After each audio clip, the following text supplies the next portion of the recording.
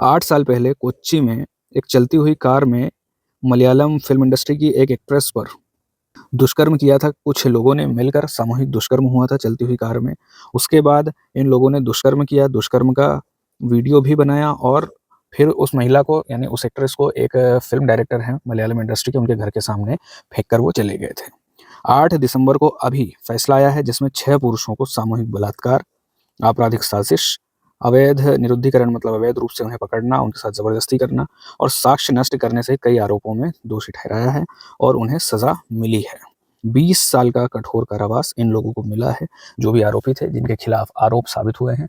और इस मामले में जो एक्टर थे, मतलब जिन एक्टर के ऊपर साजिश रचने का आरोप लगाया था, बड़े एक्टर हैं मलयालम इंडस्ट्री के, उस समय जो वहाँ की एसोसिएशन है, मतलब मलयालम मूवी आर्टिस्ट एसोसिएशन, उसके ये ट्रेज़रर हुआ करते थे, उस समय बड़ा नाम था इंडस्ट्री का। इन पर आरोप लगा था, लेकिन इनको सभी आरोपों से बरी कर दिया गया है और अपर्याप्त साक्ष्यों का हवाला देकर इन्हें अब सभी आरोपों से मुक्त कर दिया है।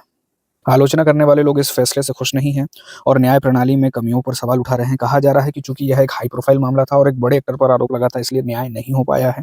केरल की सरकार भी फैसले के कमज़ोर पक्षों पर चर्चा करते हुए फैसले में जो भी कमज़ोर बिंदु हैं, जिन पर ठीक से बातें नहीं हुई हैं, उन कमज़ोर बिंदुओं को खोजकर इस फैसले को चुनौती देने की तैयारी कर रही है।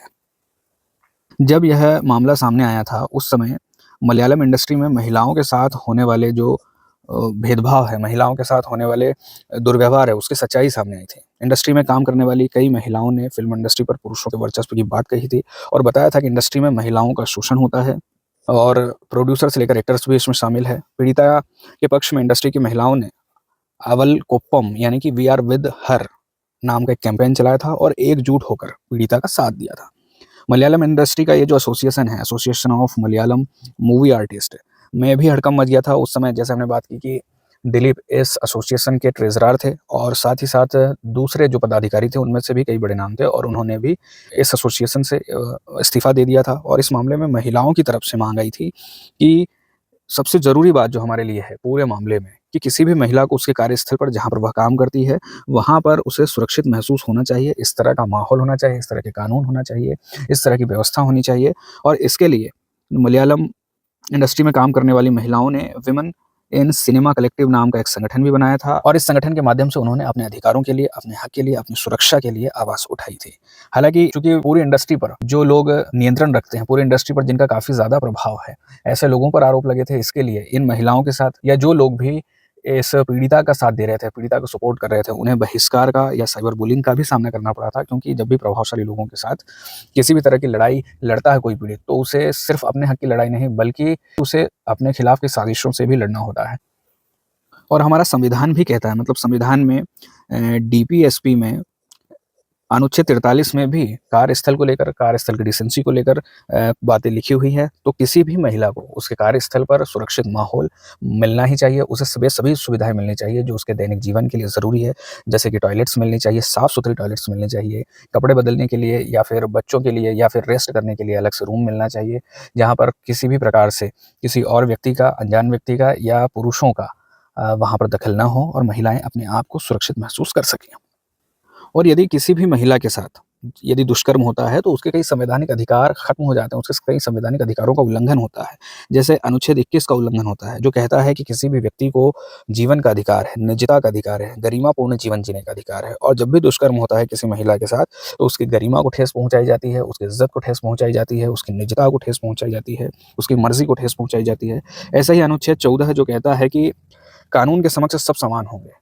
और जब भी किसी महिला के साथ दुष्कर्म होता है या ज़बरदस्ती होती है, तो उसके बराबरी के अधिकार को भी ठेस पहुँचती है। वैसे ही अनुच्छेद 15 में कहा गया है कि किसी भी व्यक्ति के साथ रिलीजन, रेस, कास्ट, सेक्स या बर्थ ऑफ प्लेस के आधार पर भेदभाव नहीं होना चाहिए। जबकि दुष्कर्म के मामलों में लिंग के आधार पर, अलग जेंडर होने के आधार पर, महिला-पुरुष होने के आधार पर, मतलब दुष्कर्म करने वाला व्यक्ति दूसरे जो पीड़िता है उनके साथ जेंडर के आधार पर, उनके साथ लिंग के आधार पर अपराध कर रहा होता है, जो कि उसके संवैधानिक अधिकारों का उल्लंघन है। इस पूरे मामले में जब जब बातें सामने आई, तो केरल सरकार ने एक कमेटी का गठन किया था, हेमा कमेटी का गठन हुआ था और हेमा कमेटी का गठन हुआ था 2017 में जुलाई में।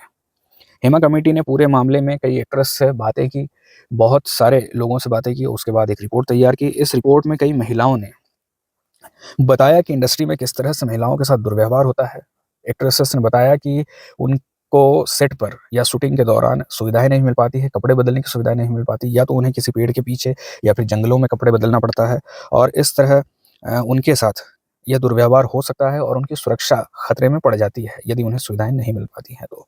साथ ही दूसरी तरफ यह भी बताया गया कि कई एक्टर खुले तौर पर महिलाओं से, एक्ट्रेसेस से या काम करने वाली दूसरी आर्टिस्ट से सेक्स की माँग करते हैं। यह बात इस रिपोर्ट में कई महिलाओं ने बताई थी।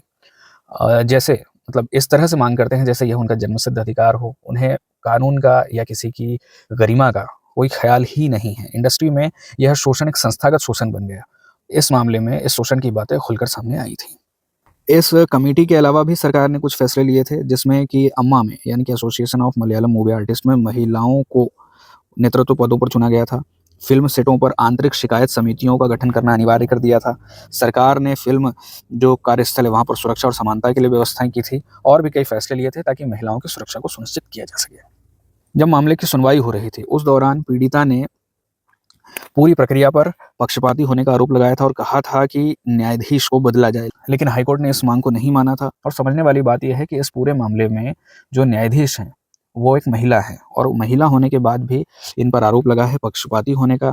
हालाँकि इन्होंने कहा है कि एक्टर दिलीप के खिलाफ, मतलब जिन पर साजिशकर्ता मास्टरमाइंड होने का आरोप है, उनके खिलाफ कोई सबूत नहीं मिला है, इसलिए उन्हें आरोपों से बरी किया है, और अदालत की अवमानना करने के आरोप में इन्होंने चेतावनी भी दी है कि उन पर कार्रवाई की जाएगी जो लोग अदालत की अवमानना करते हैं।